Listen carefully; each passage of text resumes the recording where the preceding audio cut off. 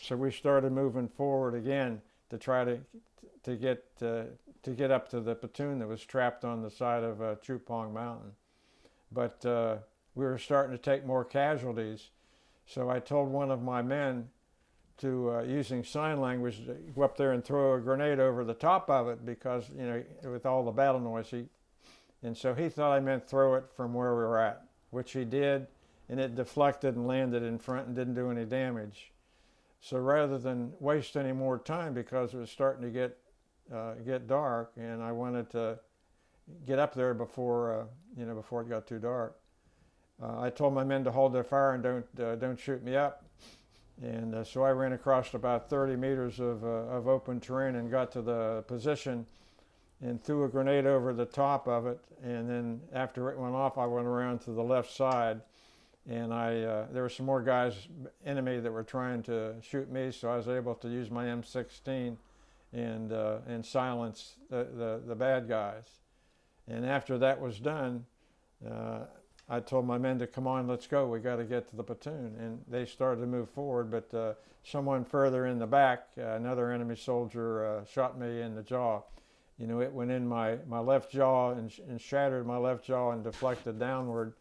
And I always say God works in strange and mysterious ways. Had it been another inch or so, it hit my jugular vein, and I'd have bled out.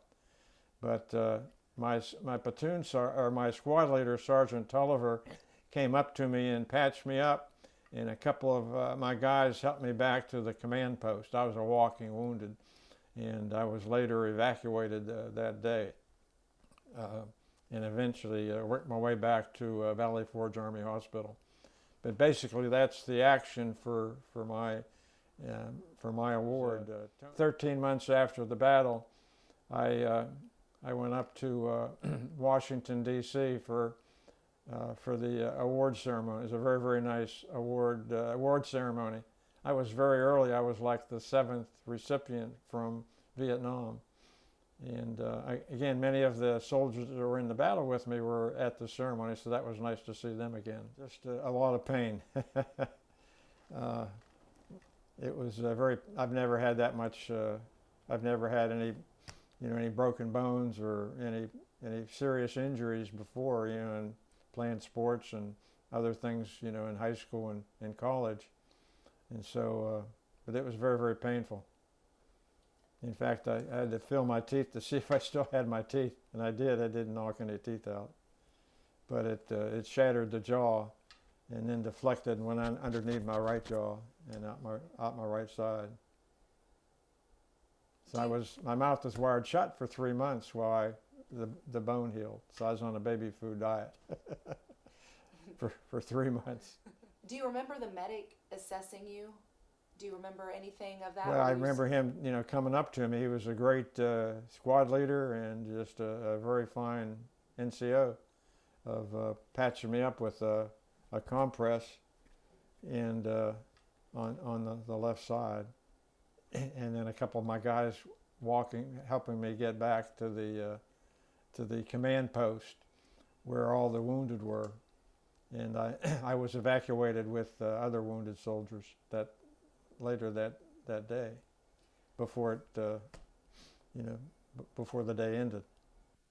The medal is,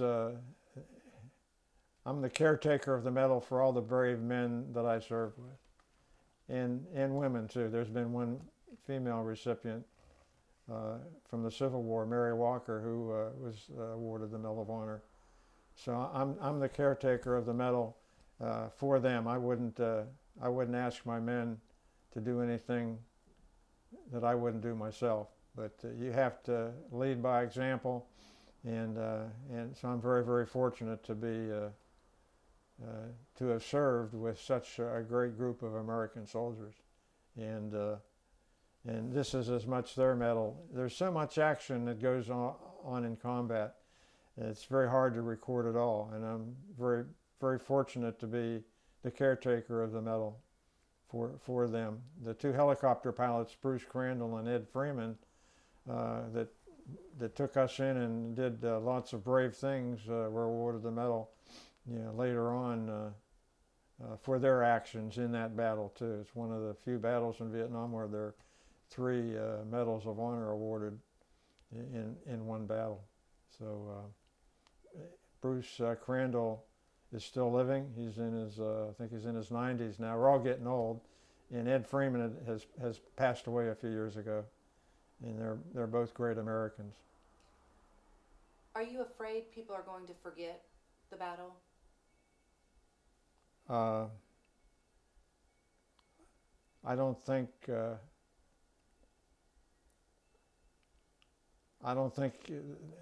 we won't forget, but it's you know, you don't want to harp on war things too much, you know. And I think having the movie come out and we're getting fewer fewer soldiers now that we're all passing away. We're getting older, so it's tough. But I don't think we should dwell on the battle. But it's very special to the guys that were in the battle that we were able to do our job and to try to defeat the enemy. You still go back to Vietnam in '69. Yeah. How did that happen? It's very rare. I had to sign a lot of papers, and they didn't like Medal of Honor recipients going back into combat. Barney Barnum did it too. He's a Marine. We're the only two Vietnam recipients that didn't get the medal from the president. It was during President Johnson's administration, and he wanted to keep Vietnam a low profile, so he had the Secretary of the Army named Stanley Reeser present me my medal, and the Secretary of the Navy present Barney Barnum his medal, and so that's very unique, you know. I'm just honored and privileged to be awarded the medal.